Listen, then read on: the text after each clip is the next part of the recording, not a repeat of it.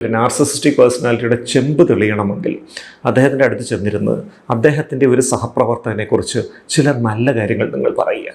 അയാൾ വളരെ നല്ല രീതിയിൽ കാര്യങ്ങൾ ചെയ്യുന്നു, തൊഴിലിടത്തിൽ അദ്ദേഹത്തിന് വലിയ അംഗീകാരമുണ്ട്, അദ്ദേഹം ജീവിതത്തിൽ വളരെ നല്ല കാര്യങ്ങൾ ചെയ്യുന്നു, ഒരുപാട് പേർക്ക് ഉപകാരം ചെയ്യുന്നു, ഇങ്ങനെയൊക്കെ കുറേ പറയുക.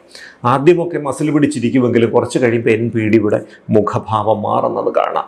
അദ്ദേഹം അസഹിഷ്ണുത അദ്ദേഹത്തിൻ്റെ ശരീരഭാഷയിൽ പ്രകടമാവുന്ന കാണാം. നിങ്ങൾ പറയുന്ന എല്ലാം കേട്ടിട്ട് അദ്ദേഹം പറയും, ശരിയാണോ അയാളെക്കുറിച്ച് നിങ്ങൾ പറഞ്ഞതൊക്കെ, പക്ഷേ അയാളുടെ സ്വകാര്യ ജീവിതം അത്ര വെടിപ്പല്ല, അയാളുടെ സ്വഭാവം അത്ര നല്ലതല്ല എന്ന് പറഞ്ഞ് അയാളെക്കുറിച്ച് ചില ഇല്ലാ കഥകൾ, ചില കെട്ടുകഥകൾ, സ്വഭാവ ദൂഷ്യത്തിൻ്റെ ആരോപണങ്ങൾ, ഇങ്ങനെ കുറേ കാര്യങ്ങൾ അങ്ങോട്ട് ആരോപിക്കും. കാരണം മറ്റൊരാൾ തന്നേക്കാൾ മികവുറ്റ അവസ്ഥയിലേക്ക് എത്തുന്നു എന്നത് ചിന്തിക്കാൻ പോലും ഇവർക്ക് കഴിവില്ല എന്നുള്ളതാണ് പ്രത്യേകത.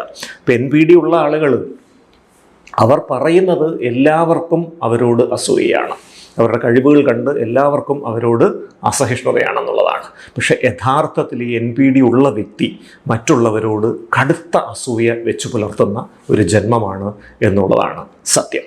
രണ്ട് തരത്തിലുള്ള നാർസിസിസ്റ്റിക് പേഴ്സണാലിറ്റികളുണ്ട്. ഒന്ന് സെറിബ്രൽ നാർസിസിസ്റ്റ് അല്ലെങ്കിൽ മസ്തിഷ്ക ആത്മാനുരാഗി എന്ന് പറയും. തൻ്റെ ബുദ്ധിപരമായ കഴിവുകൾ മറ്റുള്ളവരുടെ മുന്നിൽ പ്രകടിപ്പിച്ച് തൻ്റെ വായനാശേഷി, തൻ്റെ ഭാഷാ സ്വാധീനം, തൻ്റെ വിവിധ വിഷയങ്ങളിലുള്ള അഗാധമായ പാണ്ഡിത്യം, ഇതൊക്കെ മറ്റുള്ളവരുടെ മുൻപിൽ അവതരിപ്പിച്ച് താനൊരു മഹാസംഭവമാണ് എന്ന് മറ്റുള്ളവരെ കൊണ്ട് പറയിക്കാൻ ശ്രമിക്കുന്നു. രണ്ടാമത്തേത് സൊമാറ്റിക് നാർസിസിസ്റ്റ് അല്ലെങ്കിൽ ശാരീരിക ആത്മാനുരാഗി.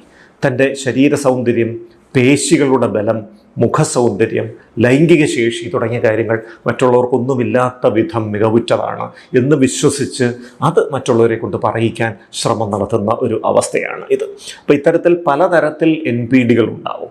NPD ഉള്ള ആളുകൾക്ക് സ്വന്തം ജീവിത പങ്കാളിയെ പോലും സ്നേഹിക്കാൻ പറ്റില്ല, സ്വന്തം മക്കളെ പോലും സ്നേഹിക്കാൻ പറ്റില്ല.